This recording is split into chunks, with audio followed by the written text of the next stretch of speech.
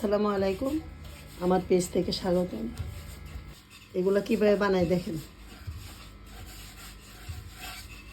এগুলো দিয়ে কী করি দেখেন।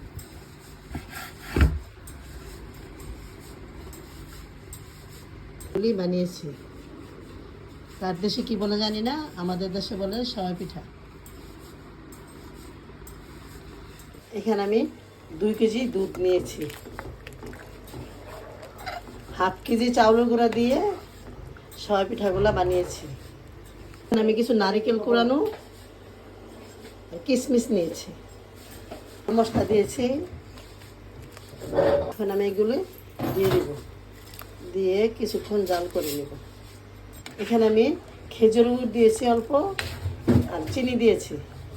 খেজুর গুড় দেওয়ার উদ্দেশ্য হলো আপনার কালারটা একটু সুন্দর আসবে আর খেতেও স্বাদ লাগবে। করব, এই যে বলক আসছে, বলক আসার পরে আমি অল্প অল্প করে দিব, নাড়াচাড়া করব।